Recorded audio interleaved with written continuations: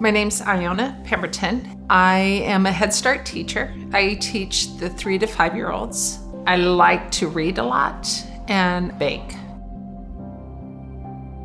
Before I was diagnosed, I just had struggled with my weight. Most of my life was always on the heavier side. You just felt like everybody else is out and about. You didn't have the energy. As I got older, swelling in my feet and my legs, making it harder to walk, and seeing doctor appointments and all, was always told I was just obese and just needed to lose weight. Finally got to the point where you give up going to the doctor because they never treated what the problem was, because no one knew what the problem was.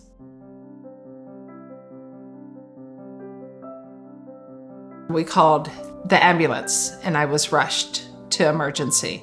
They took me into surgery and the bacteria had gotten into my leg and it had turned sepsis.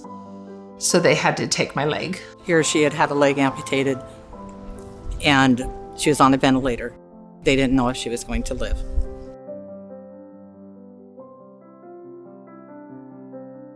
When I first met Iona, I was really struck by her story, and having this condition of lipedema and phlebolymphedema for over 50 years, and having to come to the point where she had a critical infection and leg amputation for it to be diagnosed broke my heart. Phlebolymphedema is a condition where you both have venous reflux and lymphedema.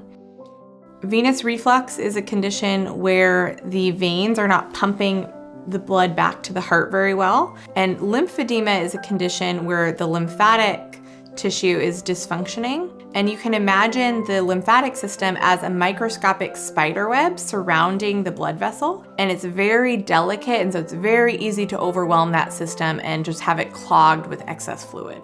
ClosureFast is what we consider the gold standard for radiofrequency ablation technique. We do a 1-week ultrasound to check our results and to make sure that they don't have any complications, which could be an infection.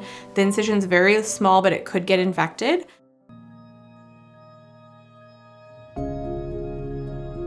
After the last treatment, I had to go in for an ultrasound, and they did the ultrasound up and down my leg. I had sensation. It was like butterflies flying on your leg. It was this incredible feeling. And the doctor said that the nerves are coming back, and it's super incredible.